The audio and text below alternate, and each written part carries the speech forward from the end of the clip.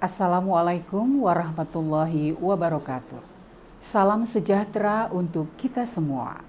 Perkenalkan, saya Ibu Winaria Lubis, MPD, dosen tetap program studi pendidikan Bahasa dan Sastra Indonesia, Fakultas Keguruan dan Ilmu Pendidikan Universitas Tama Jagakarsa, Jakarta, dengan NUPTK 234517521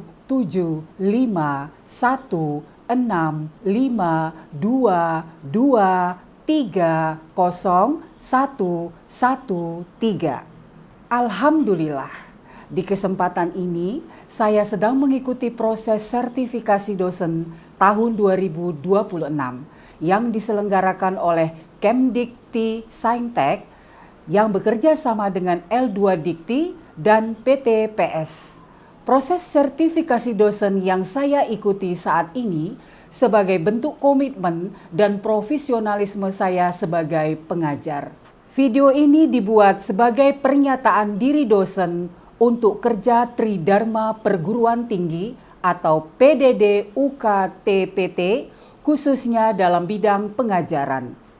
Pada kesempatan ini, saya akan menyampaikan terkait salah satu mata kuliah yang saya ampu sesuai dengan bidang keahlian, yaitu mata kuliah Teori dan Sejarah Sastra dengan kode mata kuliah 812020123 dan berbobot 3 SKS. Deskripsi mata kuliah ini membahas tentang pengertian beberapa teori sastra, tujuan sastra, genre sastra, tinjauan sejarah Indonesia, prinsip dasar sejarah sastra, dan sejarah perkembangan sastra Indonesia.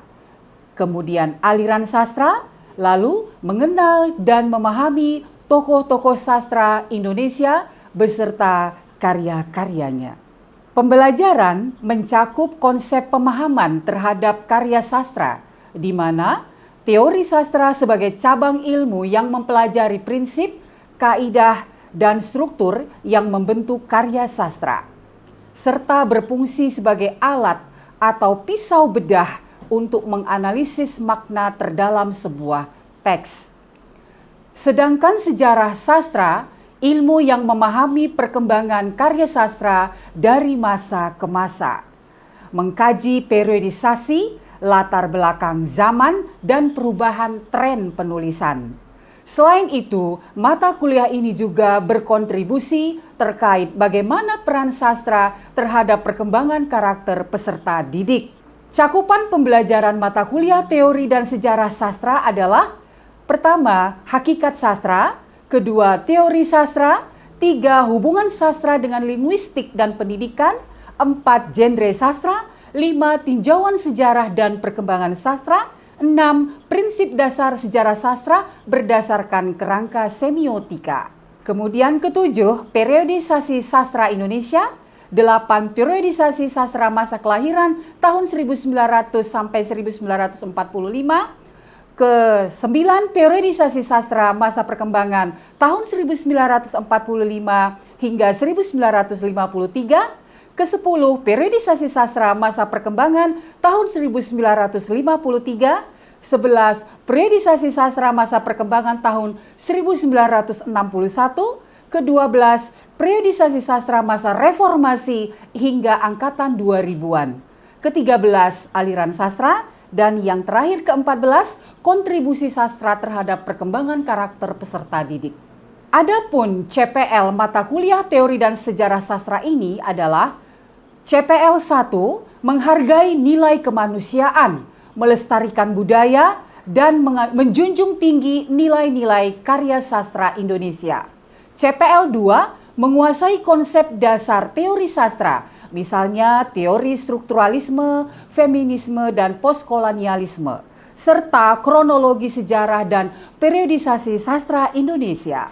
CPL 3 mampu menerapkan pemikiran logis dan sistematis untuk mengkaji fenomena sastra. CPL 4 mampu menganalisis teks sastra, menyusun kritik sastra, dan mengaitkan karya sastra dengan konteks sosial budaya pada masanya. Kita membahas tentang CPMK. CPMK Mata Kuliah Teori dan Sejarah Sastra. CPMK 1 mampu menghargai keanekaragaman budaya, menunjukkan sikap toleran dan menghargai nilai-nilai luhur budaya, sosial, serta estetika yang terkandung dalam berbagai periodisasi sastra Indonesia. CPMK 2 mampu menguasai periodisasi, aliran, dan konteks sosial budaya yang melatar belakangi perkembangan sastra Indonesia dari masa ke masa, serta mampu memahami berbagai pendekatan teori sastra untuk membedah karya. CPMK 3 mampu menyajikan karya atau mengomunikasikan hasil analisis baik secara lisan maupun tulisan dalam bentuk laporan atau makalah ilmiah sesuai kaidah yang berlaku. Dan CPMK 4 mampu mengaplikasikan metode penelitian sastra, menyusun kritik atau ulasan karya sastra dengan metodologi yang tepat berdasarkan kerangka teori dan sejarah yang telah dipelajari. Mata kuliah ini diselenggarakan dalam 16 kali pertemuan dengan perincian.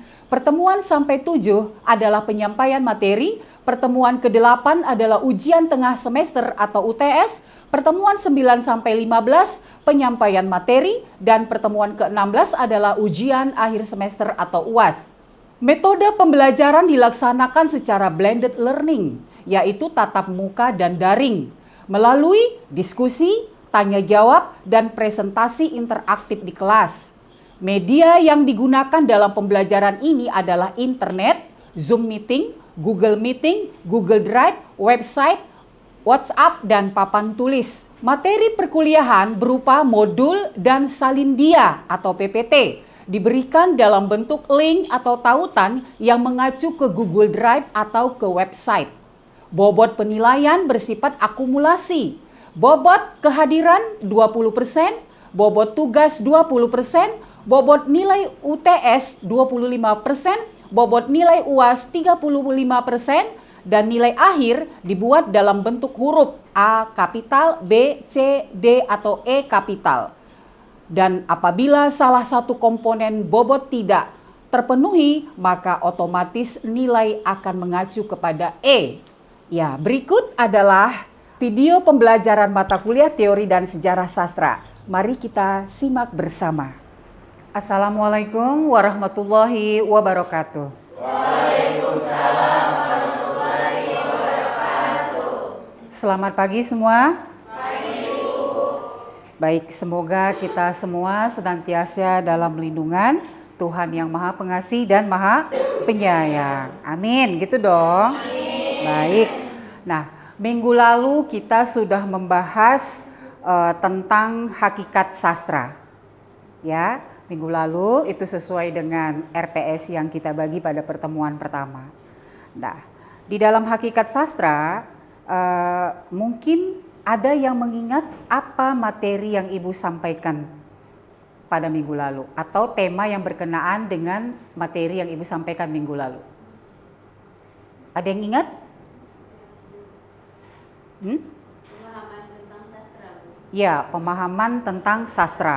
Kemudian ada yang ingat lagi? Tentang genre sastra. Iya, tentang genre sastra ya. Oke, baik. Apa sebenarnya genre sastra itu? Apa saja yang termasuk ke dalam genre sastra itu? Oh ya, silakan Dina. Genre sastra itu ada 3, yaitu prosa, puisi, dan drama, Bu. Oke, baik. Berarti modul yang Ibu sampaikan di Google Drive ataupun di website udah dibaca dengan baik ya. Ibu harap juga roman Siti Nurbaya yang Ibu kirim sudah dibaca juga karena ini ada kaitannya dengan materi pada hari ini ya. Oke, baik. Selanjutnya kita akan membahas tentang ilmu sastra ya, atau tepatnya tentang teori sastra. Di dalam ilmu sastra kebetulan di sini sudah terpaparkan seluruhnya, yaitu teori sastra, sejarah sastra, dan kritik sastra. Ketiga ini saling ada hubungan yang timbal balik atau balance ya. Tanpa teori sastra, sejarah sastra no. Tanpa sejarah sastra, kritik sastra no. Ya, jadi tiga-tiganya ini harus saling timbal balik, ada hubungannya. Ada yang mau bertanya sampai di sini? Baik, kalau tidak ada kita lanjutkan. Nanti siapkan pertanyaannya ya.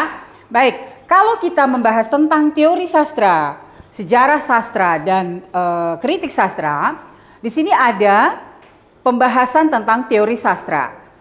Teori sastra itu adalah ilmu tentang prinsip konsep dasar sastra. Prinsip atau konsep dasar sastra. Ya, sejarah sastra mencatat perkembangan karya sastra dari masa ke masa yang kita kenal dengan periodisasi ya. Kemudian sedangkan kritik sastra itu menganalisis dan menilai mutu suatu karya sastra. Contohnya ini ada buku tentang ilmu tentang novel. Kita contohkan ini novel. Novel apa? Seperti yang Ibu kirim di Google Drive, novel Siti Nurbaya. Kalau dulu kita sebut roman, tetapi sekarang kita sebut novel ya. Nah, roman Siti Nurbaya misalnya. Bagaimana kita bisa mengatakan kalau roman Siti Nurbaya ini ada unsur intrinsik dan ekstrinsiknya? Bagaimana? Nah, itu ada di dalam teori sastra. Nah, ini nanti yang kita bahas. Karena di dalam teori sastra itu kita mengenal 3 tokoh utamanya, yaitu Tanaka, kemudian Renuelek dan Auren, kemudian ada yang bernama Abrams. Nah, dari ketiga tokoh utama sastra ini ada kaitannya dengan ketiga cabang ilmu ini, ya. Oke, kita lanjutkan kembali. Nah, ini hubungan timbal baliknya. Oke, nanti sampai slide ke-6 kita akan coba membahas tentang teori sastra ini. Nah, teori sastra muncul karena telah diadakan penyelidikan terhadap sastra. Itulah yang disebut dengan sejarah sastra. Kemudian teori sastra diperlukan untuk mengonfirmasi tentang sejarah sastra. Lalu sejarah sastra memerlukan teori sastra dalam perjalanannya. Nah, teori sastra dapat berubah atau berkembang sesuai dengan perubahan sejarah sastra atau perjalanan dunia sastra. Agar kalian tahu ya, semester 2, masih semester 2. Kalau kalian benar-benar menikmati dan mencermati, mendalami tentang mata kuliah teori dan sejarah sastra, kalian akan mendapati sesuatu hal yang unik di dalam pemikiran kalian. Apa pemikiran yang unik itu? Kalian akan mencintai yang namanya budaya Indonesia. Kalian akan semakin mencintai Indonesia ini karena ditinjau dari sejarah sastranya. Ya, kalian akan semakin mencintai Indonesia ini bila melihat bagaimana sih perkembangan sejarah di Indonesia ini dari masa ke masa dilihat dari sisi sastra. Ya, dari sisi sastra, bukan dari sisi ekonomi, bukan dari sisi politik, bukan, tetapi dari sisi sastra. Makanya tidak usah heran ya, kalian harus bangga dong jadi orang-orang yang mencintai sastra. Kenapa? Anak-anak sastra itu berpikir smart, berpikir pintar. Tidak 1 tambah 1 sama dengan 2, tidak harus begitu. 1 tambah 1 bisa setengah. Ya, setengah orang, 1 orang takut tambah 1 orang takut jadi setengah berani. Seperti itu. Itulah ilmu sastra, cerdas, cermat. Ya, smart dalam berpikir. Oke, kita lanjutkan kembali. Hubungan antara teori sastra dengan kritik sastra. Dengan bermodalkan teori sastra, kita dapat mengkritik suatu karya sastra. Ya, hanya bermodalkan teori sastra. Berarti kita sudah memahami banyak hal di dalam teori sastra itu. Kemudian kita bisa membedah sebuah hasil karya sastra yang nanti hasilnya itu akan menjadi usaha bedah buku begitu. Kemudian adanya kritikan terhadap sastra dapat memengaruhi teori sastra.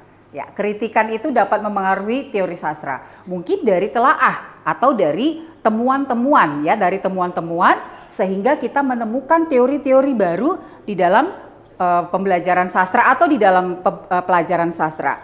Mungkin berupa penambahan atau pengurangan terhadap teori tertentu ya, atau dapat juga berupa konfirmasi terhadap teori sastra tertentu. Oke, baik. Ibu pernah menjelaskan kepada kalian waktu pertemuan yang lalu tentang hakikat sastra ya kan, hakikat sastra, di mana kita membahas tentang genre sastra yaitu puisi ya, karena keindahan keindahan hati atau pikiran itu bisa tertuang di dalam bentuk karya tulis puisi. Nah, dalam puisi itu bisa tidak jadi bahan kritik sastra? Bisa, ya, bisa. Sebuah puisi bisa kita jadikan sebagai bahan untuk usaha mengkritik sastra. Kenapa? Dari sebuah puisi, misalnya dalam sebuah buku antologi, di dalam buku antologi itu ada pengarang-pengarangnya dan ada hasil karyanya. Misalnya Ibu Winaria Lubis ada di dalam, Ibu Dina ada di dalam, Ibu Farah, misalnya udah ibu-ibu semua begitu ya. Jadi di situ di dalam buku itu ada karya-karya kita, puisi-puisi. Nah, puisi-puisi itu nanti misalnya bertema tentang apa? Misalnya bertema tentang pendidikan di Indonesia. Jadi kalau kita puisi bertema tentang pendidikan di Indonesia, itu terserah kita apa isinya. Apakah isinya itu mengkritik boleh, apakah isinya menyindir boleh, apakah isinya tentang sesuatu hal yang di dalamnya terdapat kebusukan ya, tentang pendidikan juga boleh. Ya, namanya kita berekspresi lewat puisi seperti itu ya. Nah, karena temanya tentang pendidikan, lalu hasil buku antologi itu dipaparkan dalam bentuk kritik sastra, ya, di mana dibuat sebuah seminar tentang bedah buku atau telaah sastra itu akhirnya jadilah sebuah kritikan. Nah, dalam kritikan itu ditemukan temuan-temuan. Nah, temuan itulah nanti yang akan menjadi teori-teori baru. Seperti itu ya. Ibu harap sudah paham, sudah semester 2 loh ya. Oke, kita lanjutkan kembali. Dari hal ini, dari hal teori sastra dengan kritik sastra, kita bisa menemukan satu buah atau beberapa hal temuan yang kelak itu akan menjadi sebuah ujung tombak ya. Sebuah ujung tombak agar kedepannya nanti karya-karya sastra yang lain akan lebih hidup kembali. Oke, ada yang mau bertanya sampai di sini? Ada? Ya, silakan. Apakah ilmu filologi itu termasuk dalam aspek kegiatan sastra? Filologi? Emangnya filologi itu apa menurut kamu? Tulisan-tulisan kuno. Kalau menurut kamu filologi itu tulisan-tulisan kuno, apakah tulisan-tulisan kuno itu merupakan salah satu peninggalan budaya? Iya. Pintar. Berarti kalau sesuatu hal yang berkaitan dengan peninggalan-peninggalan budaya, itu berarti ada kaitannya dengan sejarah. Dan sejarah atau peninggalan-peninggalan itu bisa terkenal atau terkenang sampai saat ini. Kenapa? Apakah karena mengandung estetika? Apa estetika menurut kamu? Apa? Ada yang tahu? Iya, keindahan. Benar, keindahan. Saya rasa bukan hanya program studi pendidikan bahasa dan sastra Indonesia ini saja yang mengatakan keindahan itu estetika. Program fakultas teknik, ekonomi kalau menemukan keindahan itu semuanya namanya estetika. Dan itu bernilai sastra. Jadi filologi itu bernilai sastra. Ya, filologi itu bernilai sastra karena yang Ibu katakan tadi bahwa di dalam ilmu filologi dia merupakan ilmu yang membahas tentang arsip-arsip kuno, skrip-skrip kuno, tulisan-tulisan kuno. Tulisan-tulisan kuno. Tulisan kuno itu kita dapat dari mana? Dari mana? Dari peninggalan sejarah. Ada peninggalan Majapahit, ada peninggalan dari banyaklah Sriwijaya. Apakah kamu tahu bacaan-bacaan itu? Tidak kan? Pasti ada ahlinya. Disitulah kita tahu bagaimana Indonesia di zaman dulu. Ya, bagaimana perkembangan Indonesia. Bahkan kita tahu perkembangan ejaan bahasa Indonesia pun kita tahu. Ya, oh dulu kita pakai apa? Ejaan Van Ophusen. Setelah ejaan Van Ophusen apa? Ejaan Republik. Setelah ejaan Republik apa? EYD. Setelah EYD apa? Puebi. Setelah Puebi apa? EYD edisi 5 yang terakhir ini. Itu dari sejarah, dari masa lalu. Kamu juga pasti punya sejarah. Siapa yang punya sejarah di sini? Tunjuk tangan. Ada yang tidak punya sejarah? Tidak ada. Saya juga punya sejarah di usia saya yang masih muda ini.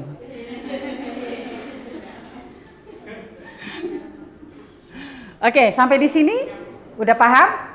Ya, ada lagi yang mau ditanyakan? Oh iya, silahkan. Mengapa antara teori, sejarah, dan kritik sastra tidak bisa dipisahkan, Bu?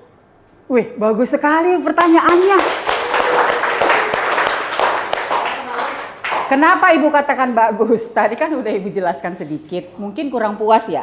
Oke, ada yang bisa jawab? Kenapa, apa tadi pertanyaannya? Mengapa antara teori, sejarah, Iya. dan kritik sastra tidak bisa dipisahkan? Iya, ada yang tahu jawabannya? Ada? Kalau ada Ibu kasih nilai 100 kalau UASnya benar semua. Oke.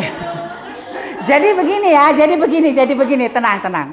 Nah, teori, sejarah, dan kritik sastra itu tidak bisa dipisahkan karena ketiganya adalah unsur dalam ilmu sastra yang saling bergantung, ya, yang saling bergantung.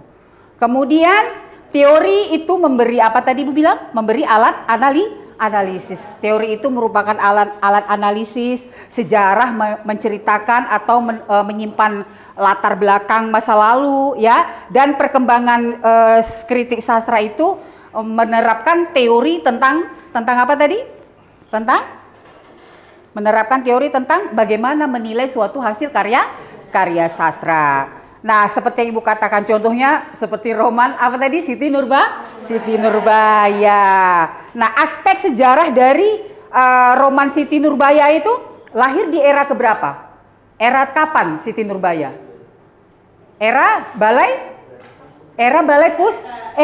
pustaka. Itu dia sama-sama keluar dengan setelah Ajab dan Sengsara karya Merari Siregar, masuklah karangan yang kedua yaitu Siti Nurbaya karya Marah Rusli, ya. Kemudian bagaimana aspek teorinya? Teorinya itu kita memakai aspek teori Marxis, ya, atau kita sebut dengan sosiologi sastra. Karena dia berkaitan dengan apa? Dengan budaya apa? Kalau Siti Nurbaya itu budaya apa yang dia perlihatkan di situ? Hah? Iya, tepuk tangan. Budaya Minangkabau dari Sumatera Barat. Lalu apa aspek kritiknya? Kritiknya itu adalah tentang konflik, pertentangan antara apa tadi? Adat dengan zaman yang baru. Di adat mungkin boleh kawin paksa, tetapi kan zaman ini bukan zaman kuda gigit besi, tetapi zaman Dina gigit roti, ya. Oh begitu ya. Oke, baik, kita lanjutkan kembali. Nah, sekarang kita melanjutkan kepada klasifikasi teori sastra. Di dalam klasifikasi teori sastra, kita mengenal ada tiga tokohnya, yaitu Tanaka, ya, Rennie Wallach, dan Austin Warren, kemudian Abrams. Jadi tiga di dalam pembelajaran teori dan sejarah sastra ini kita pakai di dalam membedah novel. Kalau kamu mau membuat skripsi, kita bisa pakai salah satu. Apakah pakai Tanaka atau Wallach atau Abrams. Nah, biasanya kita pakai yang mana? Yang Wallach. Nah, kali ini Ibu ingin kalian memakai teorinya Tanaka, yaitu teori sastra makro atau teori sastra mikro. Jadi apa persamaan antara teori Tanaka dengan Wallach? Namanya aja yang berbeda, nama teorinya aja, padahal sebenarnya sama. Ya, sama. Kenapa sama? Mikro ini sama dengan unsur intrinsik, makro ini sama dengan unsur ekstrinsik. Kalau kita bahas tentang mikro, berarti di sana di dalamnya ada tema, alur, plot, tokoh dan penokohan, ya. Kemudian gaya bahasa, amanat atau pesan. Nah, itu ada. Di unsur intrinsik juga ada. Ekstrinsik di dalam Tanaka makro ada juga. Apa saja? Banyak. Ada yang berkaitan dengan sosiologi, politik, ekonomi, dan lain sebagainya, ya. Jadi, sekarang Ibu kasih kalian berpikir, ya, untuk menjawab pertanyaan Ibu ini. Oke? Sebelum kita akhiri perkuliahan ini. Ibu ingin kalian paham. Atau setidaknya Ibu mengerti, Ibu senang kalau kalian sudah memahami apa yang Ibu jelaskan tadi. Baik, bisakah kalian menganalisis, ya, bisakah kalian menganalisis mikrosastra dari roman Siti Nurbaya karya Marah Rusli yang Ibu kirim tautannya di Google Drive? Ibu kasih waktu berpikir, tetapi langsung dijawab. Silakan. Ada yang bisa? Oh iya, silakan Nina. Bisa Bu. Ya, Karena coba. Mikrosastra sendiri sejajar dengan unsur intrinsik, Wakelet dan Warens, yang berarti jawabannya berkisar tentang tema, alur, penokohan, dan gaya bahasa. Senang Ibu, tepuk tangan dong. Baik, tadi berarti dicatat ya penjelasan Ibu tadi. Baik, oke, ada lagi? Selanjutnya, ya silakan Sartiani. Kalau menurut saya, temanya tentang pertentangan adat atau kawin paksa dan kasih yang tak sampai di mana cinta suci antara Siti Nurbaya dan Syamsul Bahri yang terhalang oleh utang dan harta. Iya. Oke, baik. Ada lagi? Silakan. Farah. Alurnya juga maju mundur Bu, karena ceritanya bergerak dari masa muda Syamsul Bahri dan Siti Nurbaya, konflik utang orang tua Siti Nurbaya dengan Datuk Maringgi, hingga tragisnya akhir hayat tokoh utamanya. Iya. Baik, bagus sekali jawabannya ya. Oke, sekarang selanjutnya ada lagi? Ya. Entar. Ibu ingin mendengar secara mendalam. Silakan. Kalau menurut saya, yang saya baca tokoh dan penokohan bisa disimpulkan yaitu ada satu Siti Nurbaya, yaitu baik hati, setia, rela berkorban dan demi ayah. Terus ada lagi Syamsul Bahri, yaitu setia, jujur dan berani tetapi bernasib malang. Terus kalau tiga Datuk Maringgi, yaitu serakah, licik, terus kejam dan egois. Dan terakhir Baginda Sulaiman, yaitu ayah Siti Nurbaya yang penyayang namun mudah terlilit hutang. Iya, tepuk tangan. Sempurna ya, bagus sekali jawabannya. Itu yang Ibu inginkan dari pembelajaran hari ini. Jadi kalian paham dan ini juga bisa dijadikan modal dalam pembuatan makalah, skripsi dan lain sebagainya ya. Karena masih semester 2. Insya Allah nanti semester 3, 4, 5, 6 dan seterusnya bisa lebih baik lagi. Oke, baik. Nah, selanjutnya tentang alur. Ada yang tahu alurnya alur apa ini? Alurnya alur apa? Alurnya alur maju, alur mundur gitu. Kenapa? Coba. Karena itu ceritanya bergerak dari masa mudanya Syamsul Bahri dan Siti Nurbaya, konflik utang orang tua Siti Nurbaya dengan Datuk Maringgi, hingga tragisnya akhir hayat tokoh utamanya. Iya, alurnya sebenarnya itu adalah kebanyakan alur maju karena menceritakan bagaimana Syamsul Bahri dan Siti Nurbaya sejak kecil mereka udah bersama sampai besar akhirnya tumbuh cinta. Dari tumbuh cinta akhirnya terpisahkan oleh utang orang. Iya, sedih nggak itu?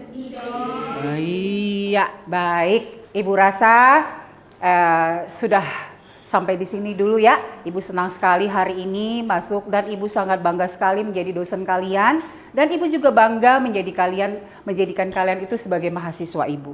Karena apa yang Ibu pesankan insya Allah selalu kalian kerjakan ya. Oke, terima kasih anak-anakku sekalian. Jangan lupa nanti tugas yang Ibu kirimkan seperti biasa di dalam quiz dan forum yang ada di Google Drive kalian isi dan kalian kirim lewat Google Drive itu juga ya. Oke, terima kasih. Assalamualaikum warahmatullahi wabarakatuh. Ya, alhamdulillah video tentang pernyataan diri dosen untuk kerja tridharma perguruan tinggi atau PDDUK TPT di dalam bidang pengajaran sudah selesai dilaksanakan. Semoga ini menjadi awal atau menjadi bekal baik untuk kita semua, terutama untuk dosen-dosen yang kelak akan mengikuti sertifikasi. Terima kasih. Assalamualaikum warahmatullahi wabarakatuh.